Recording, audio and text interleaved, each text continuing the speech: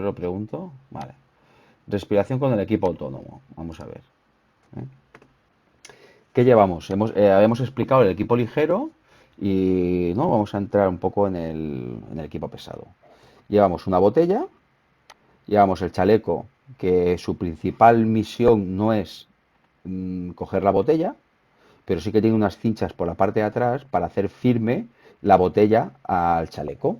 Y luego vamos a tener un elemento que nos va a convertir el aire que es aquí a presión, nos lo va a hacer respirable, en el sentido de que vamos a ir bajando la presión y nos va a suministrar a través de el regulador este de presión, que es una segunda etapa que ya veremos ahora desglosado, nos va a suministrar el aire para que nosotros podamos respirar con total normalidad.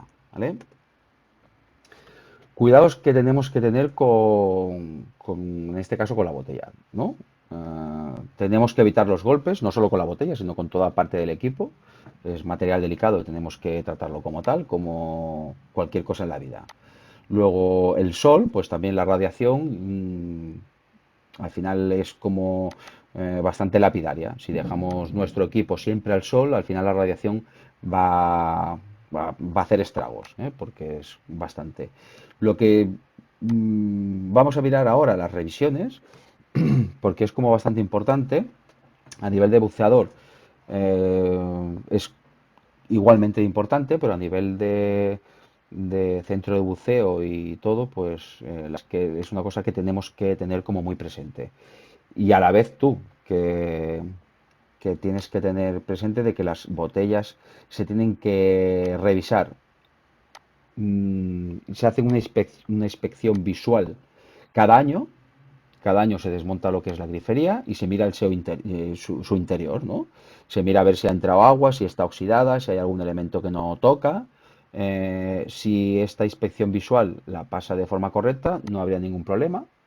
Se vuelve a montar y ya está. Si hubiese algún tipo de óxido, agua, líquido o cualquier otro elemento, pues se tiene que subsanar. ¿Cómo? Pues quitando el óxido, quitando el agua, como fuese. Y luego cada 3 años se tiene que pasar una prueba hidráulica. ¿En qué consiste esta prueba hidráulica? Se somete la botella o al recipiente a presión a una vez y media la presión de trabajo. Si nosotros tenemos la presión de trabajo de esta botella a 200 bares, que es lo más frecuente, pueden llegar hasta 300, pero lo más frecuente son 200 bares. Entonces la prueba hidrostática la harían unas empresas especializadas con autorizaciones de industria para estas revisiones, que por ejemplo que un particular o un centro de buceo normal que tenga esta autorización la puede tener o la puede no o la puede pedir, pero tienes que tener una autorización especial para hacer ¿no? este tipo de prueba. Y entonces, ¿qué se mira en este tipo de prueba? Al someterla a una vez y media la presión de trabajo, en 300 atmósferas, la prueba se haría a 350 atmósferas y lo que se miraría es la dilatación es una botella de acero, pero al someterla a tanta presión hay cierta dilatación, que entre dentro de unos rangos que ellos tienen estipulados que son normales. Y luego otra cosa de las que se miran es que cuando se quita esa presión, la botella vuelva a su estado original, de una forma con tiempo también que está estipulado para que sea dentro de unos rangos normales, por decirlo así. ¿Vale? ¿Esto cómo lo marca en la botella? Pues lo marca con una pegatina que es como muy visual. Hay dos pegatinas en las botellas normalmente, una del, de la inspección visual y otra de la inspección periódica de la prueba hidráulica cada 3 años. La prueba hidráulica realmente lo que le da la certificación no es la pegatina, aunque sí que visualmente es muy bueno porque la localizas de forma muy rápida. Cada centro de inspección tiene un punzón con su marca de centro de inspección y entonces lo que se troquelaría en la botella. Es una pieza como de acero que se le mete un golpe a la botella y entonces queda troquelado y queda marcada la botella conforme que ha pasado se pondría la fecha y eso es lo que realmente certifica. De una forma visual, pues tendríamos la pegatina que es como mucho más rápida. Vemos que aquí hay como diferentes partes de la botella. Tenemos la parte de la grifería, que luego veremos a ver el tipo de grifería que hay, pero lo que quería comentarte es, aquí vemos la parte de la ojiva, que es esta parte que es como redondita, pues tiene como tres colores ahí, la parte blanca y la parte negra. Esto quiere decir que la botella está en... No es lo más frecuente porque hay muchas botellas que están pintadas todas de amarillo. Pero el código de recipientes a presión marca esta botella contiene un gas en el que hay presencia de nitrógeno, que está marcado con negro, y de oxígeno, que está marcado con blanco. ¿Eh? Tendrían que estar todas las botellas así, pero es una cosa que no todas las botellas de submarinismo tienen esta marca, como vemos aquí. Hay un poco, ¿no? ¿Qué tipo de botella nos encontramos? Pues esta la vemos que es de acero, ¿no? En algunos lugares del mundo es bastante frecuente las de aluminio. Y las de aluminio, estas de acero están, eh, hablamos de 10 litros, de 12 litros, de 15 litros, de 18 litros, que es bastante ya inusual. Las más frecuentes son las de 12, 15 litros, para personas más pequeñas 10 litros, ¿no? Pero es un poco la necesidad que tengamos para hacer el tipo de inmersión. Podemos coger una u otra, dependiendo un poco de la profundidad, del tiempo que queramos estar, que luego vamos a calcular. Pero estas de aluminio, que no son muy frecuentes aquí, se miden en vez de litros de volumen, se mide en volumen, pero de aire que le entra dentro de la botella, ¿no? Y además es un tema, una nomenclatura americana, y se habla de 80 pies cúbicos y, ¿no? Que ellos, ¿no?, lo tienen estipulado así, ¿no? ¿Cuánto dura la botella? Es un poco. Mucha gente, ¿no? Es una pregunta bastante típica, ¿no? ¿Cuánto dura la botella? Pues vamos a ver la capacidad de la botella, la presión a la que trabaja y los litros que tiene dentro de la botella, ¿no? Vamos a poner un ejemplo y lo vamos a ver más claro. Si tenemos una botella de 12 litros de volumen y la tenemos a 200 atmósferas, si multiplicamos la presión por el volumen, nos daría los litros que caben en su interior a una atmósfera de presión. O sea, en este caso, por ejemplo, 12 litros de volumen de una botella, 200 atmósferas, pues serían 2.400 litros que tenemos en el interior de la botella. Habíamos dicho que el aire pesa, ¿no? ¿Cuánto? Pero que pesa muy poquito, pero claro, como tenemos tantos litros de aire, pues sí que es significativo, ¿no? Entonces, sabemos que por cada 1.000 litros de aire hay un peso de 1,3 kilos. Entonces, si en la botella esta tenemos 2.400 litros, pues si multiplicamos 1,3 kilos por cada 1.000 litros por 2,4, pues tendremos 3,12 kilogramos. ¿Para qué es importante esto? Pues para tenerlo en cuenta a la hora de ponernos el lastre. Es importante a la hora del lastre, porque si nosotros contamos en que tenemos la botella llena, pues vamos a pesar 3 kilos 120 gramos más. Pero cuando esa botella esté casi vacía, pues vamos a pesar esos 3 kilos o 2 kilos y medio menos. Y entonces tendremos que tenerlo, tendremos que tenerlo presente para ponernos una pastilla más de lastre. ¿Eh? De estos 2.400 litros, no podremos utilizarlos todos. Es una medida de seguridad. Tenemos 2.400 litros de aire, pero no contamos con esos 2.400, porque contamos en que puede haber alguna incidencia. Y ¿te acuerdas aquella señal que decíamos de reserva? Pues la reserva siempre serán 50 atmósferas, en nuestro caso, que luego hay otras normas que la reserva pueden ser otras, pero nosotros vamos a partir con que siempre van a ser 50 atmósferas. Y entonces estas 50 atmósferas multiplicadas por el volumen de la botella, que son 12 litros, nos dan 600 litros. ¿Esto qué quiere decir? Que no vamos a gastar estos 600 litros, los vamos a dejar de reserva. No contamos con estos 600 litros. Solo si tuviésemos un problema que no pudiésemos haber solucionado, pero no contamos con estos. Para planificar nuestra inmersión, esos 600 litros, vamos a salir con esos 600 litros del agua, ¿vale? Entonces, si nosotros exactamente tenemos 2.400 litros de aire y no podemos gastar 600, pues si los restamos, nos da que de una botella de 12 litros de volumen a 200 atmósferas podremos gastar 1.800 litros. De estos 1.800 litros vamos a ver ahora, vamos a desglosar a ver cuánto tiempo nos va a durar. Para nuestros cálculos, nosotros vamos a hacer como una media y nos dicen que consumimos 20 litros por minuto. ¿Eh? Esto es una media, a lo mejor tú consumes 16 y yo sí que consumo los 20 porque soy con más volumen, ¿no? Entonces, pero estos 20 litros es por cada atmósfera que estamos sometidos. Nosotros consumimos estos 20 litros a presión atmosférica. Pero ¿qué pasa si nosotros nos vamos a 10 metros? Pues entonces aquí tenemos la profundidad en metros en esta tabla, tenemos el consumo por litros en minuto y duración en minutos. Si nosotros nos vamos a 10 metros, como vemos en esta tabla, resulta de que si consumimos 20 litros por cada atmósfera, en 10 metros tenemos 2 atmósferas, pues consumiríamos 40 litros de aire cada minuto. Si nosotros podemos consumir los 1800 litros de la botella que llevamos, pues si dividimos 1800 litros por 40 litros que necesitamos cada minuto, nos dan 45 minutos. A 10 metros, con esta botella y con este cálculo, podremos estar 45 minutos sin tocar la reserva, nos acordamos, ¿eh? Saliendo a una presión de la botella de 50 bares. Si estamos a 20 metros, pues como hemos calculado a los 10 metros, estamos a 3 atmósferas de presión y por cada atmósfera consumimos 20 litros, pues a 20 metros estaremos en 60 litros por minuto. Si lo dividimos los 1800 entre los 60 litros que necesitamos cada minuto, nos dan que podríamos estar con estos 1800 litros 30 minutos. Así igual, ¿no? Si vamos a 30 metros igual, consumimos 80 litros por minuto y podemos estar 20 minutos. Si nos vamos a 5 metros, el consumo sería el, 20 litros por la presión, que serían a 5 metros, sería 1,5 atmósferas, ¿no? Pues 1,5 por 20 nos darían 30.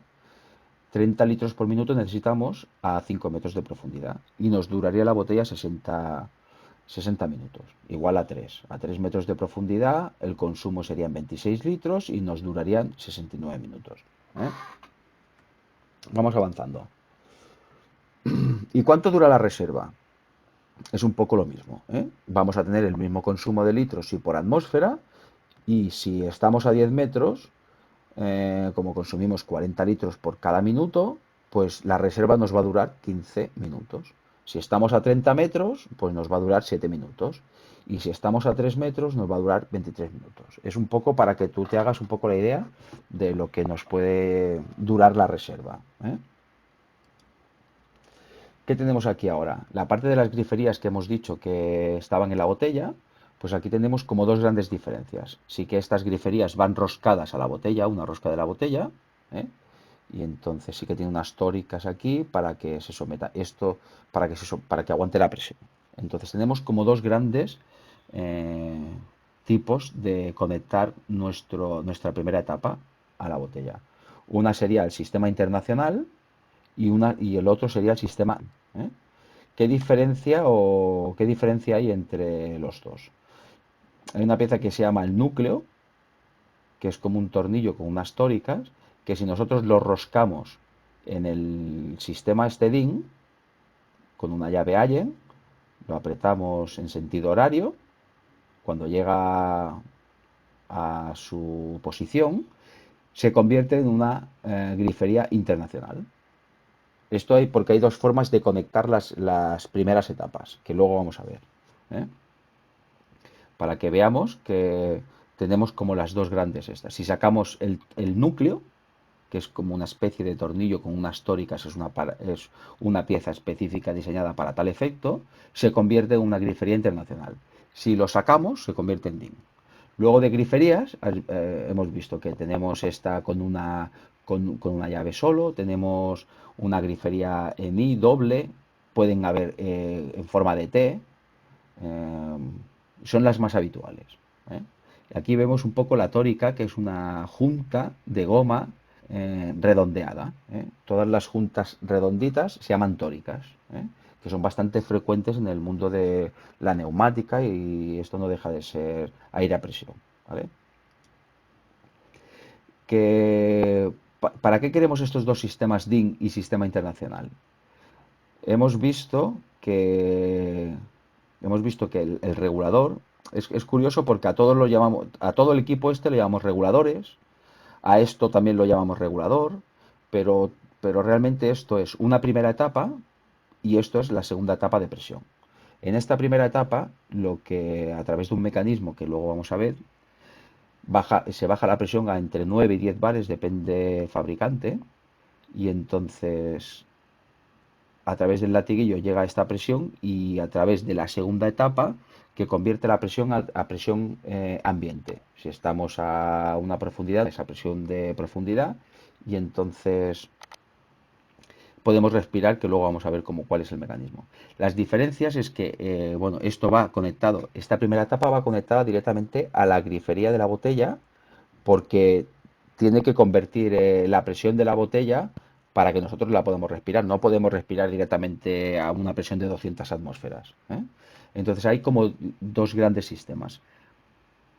Básicamente es lo mismo, porque si ves la parte de abajo es igual y si ves por aquí hay un orificio por donde entra el aire de la botella y por aquí hay un orificio por donde entra el aire de la botella. La diferencia es que el sistema de fijación a la grifería, este es con una rosca, va roscado en el interior de la grifería y este de aquí va con este estribo que se sujeta y esta rosca acaba de hacer presión fijándose y pudiendo abrir la botella, ¿vale? Son los dos sistemas, los veremos en el centro.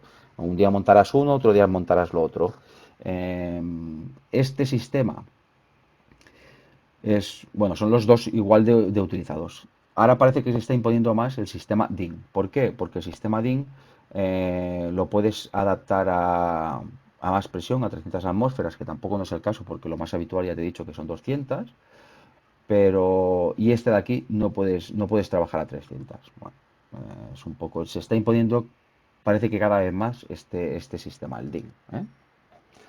Luego hemos visto la primera etapa, que sería esta de aquí, que nos convierte la presión de la botella, nos la baja un poquito para que podamos introducirla en las segundas etapas, pero aquí lo que estamos viendo es un manómetro, que este manómetro sí que va conectada a la cámara de alta presión, ¿eh?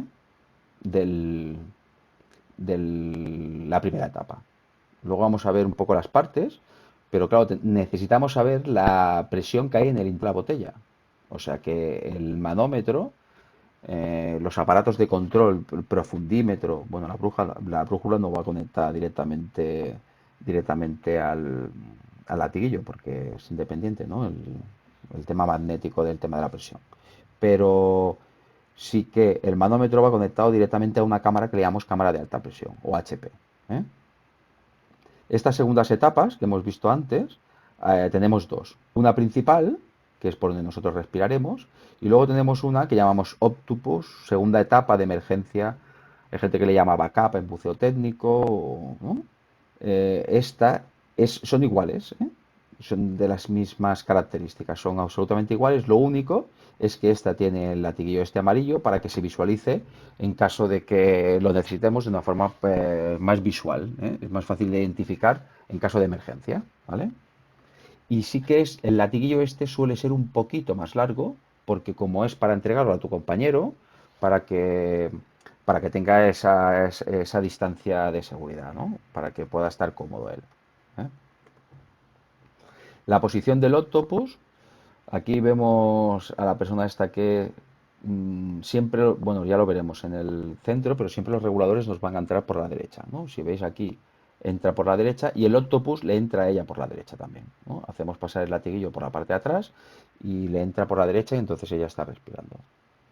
Esta posición, si en caso de que tuviésemos que dar el regulador, el backup o el octopus a un compañero, lo que haríamos sería eh, iniciar el ascenso. No nos pondríamos uno al lado del otro, ¿vale?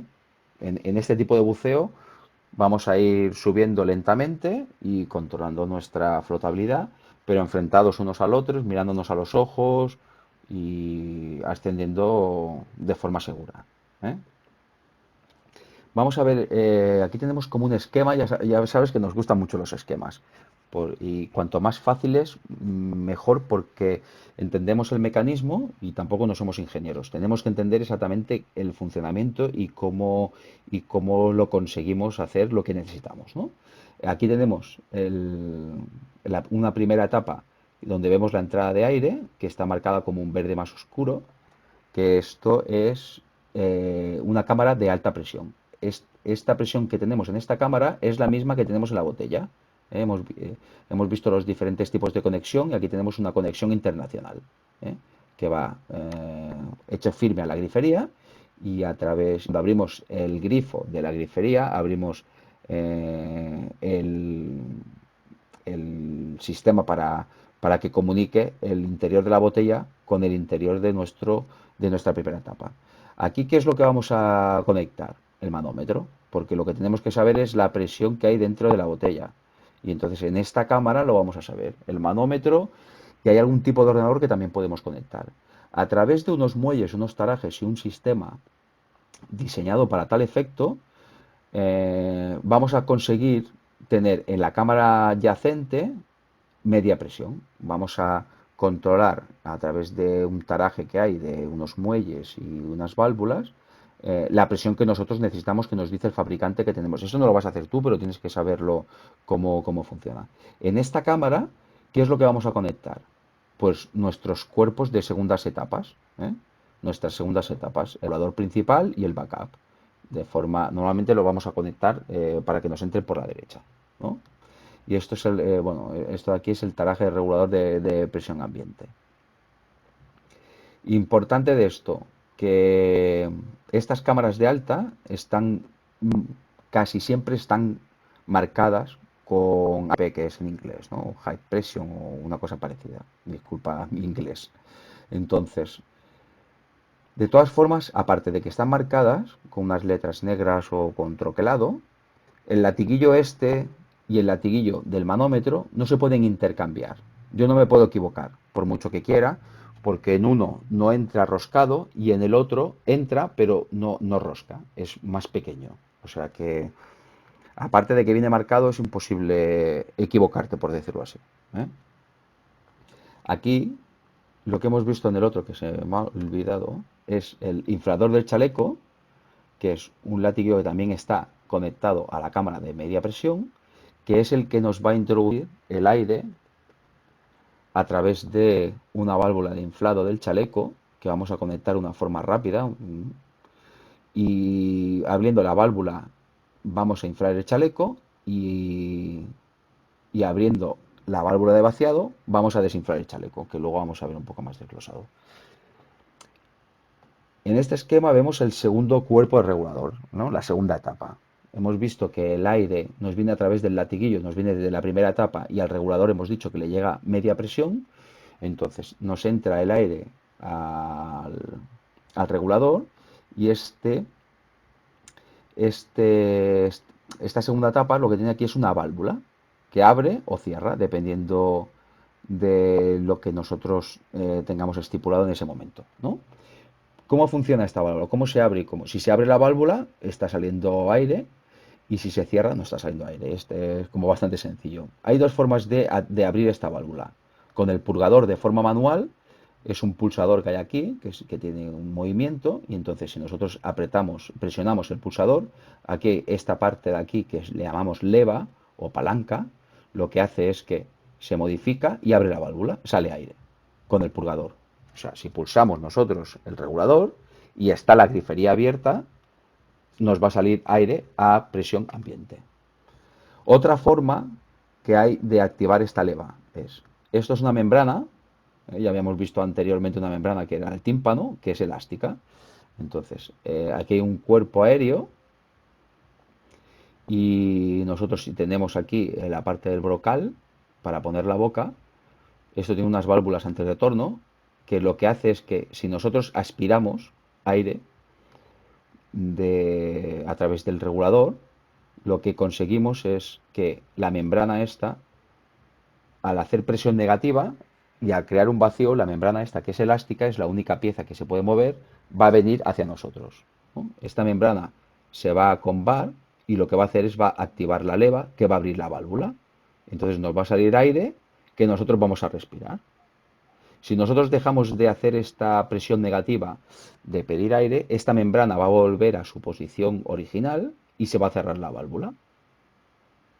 Entonces, cuando nosotros expiramos el aire, de nuestros pulmones, entran otra vez a partir de aquí y hay unas válvulas antirretorno que lo que hacen es que no pueda entrar aire desde el exterior, pero que sí que pueda salir el aire que nosotros expulsamos.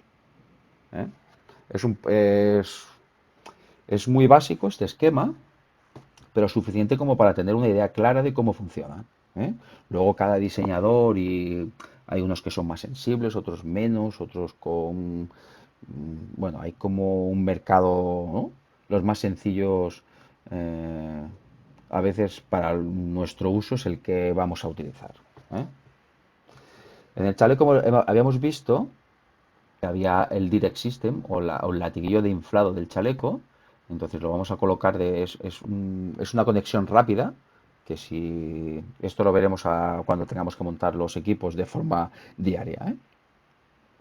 Pero esto es lo que nos va a traer es el aire de la botella directamente, y a través de este pulsador vamos a abrir la válvula y se nos va a inflar el chaleco a través de la tráquea, que es esta de aquí, y se nos va a inflar la T de las vejigas que tenemos en los laterales, ¿eh? Para conseguir mayor flotabilidad. Y si nosotros abrimos la válvula de vaciado, lo que nos va a salir es el aire por esta parte de aquí. Entonces, es como importante ver las dos posiciones de esta chica. Si nosotros estamos en esta posición vertical, entonces el aire que tenemos nosotros en la parte interior del chaleco se va a ir siempre con tendencia a la flotabilidad, a superficie. Y entonces, de esta manera, nosotros vamos a poder vaciar el chaleco de forma muy fácil. Luego, si estamos de una forma muy horizontal y estamos con la mano por debajo de lo que son las bolsas de aire, no vamos a poder vaciar el chaleco, ¿eh? Esto lo vamos a practicar de forma bastante diaria y en cada momento, ¿vale? Luego nos acordamos también que tenemos el vaciado a través de la tráquea y tenemos el vaciado a través de la parte posterior del chaleco. Y luego, la propia tráquea normalmente tiene un cordino que va a una válvula, que si nosotros tiramos de la tráquea, estamos activando esa válvula y se está abriendo también la válvula de vaciado. Y luego aquí a la izquierda también tenemos otra válvula, perdón, la tráquea la tenemos a la izquierda. En la tráquea que tenemos a la izquierda estamos tirando y se está abriendo la válvula posterior. Y en la parte de la derecha también tenemos otra válvula de vaciado de emergencia, ¿eh? Esto lo vamos a ver desglosado cuando montemos el equipo, ¿eh? Es más que nada para que tengas una pequeña idea de lo que nos vamos a encontrar cuando estemos montando el equipo, que haremos la clase otra vez de las válvulas y cómo tenemos que vaciar, cómo tenemos que inflar, cómo tenemos que conectar las conexiones, ¿no? Otros materiales que necesitamos, ¿no? Elemento de corte, que en este caso es un cuchillo, puede ser unas tijeras o cualquier elemento de corte. Un elemento de control del tiempo que estamos debajo del agua, y luego necesitaríamos unas tablas de descompresión. Aquí nos viene una pizarra, pero unas tablas de descompresión para no pasar el límite máximo sin entrar en descompresión, ¿eh? No podemos entrar en descompresión con este curso. Entonces aquí tenemos un globo deco, globo de señalización, ¿eh? Por si tenemos que hacer un ascenso a superficie, señalizar nuestra posición. ¿Qué es lo que nos marca este globo? Que hay un buceador en su vertical, ¿eh? O sea que puede estar haciendo una señalización o puede estar haciendo una descompresión, y en tu caso que estamos haciendo una parada de seguridad pero que estamos abajo. No vamos a entrar en descompresión en este curso.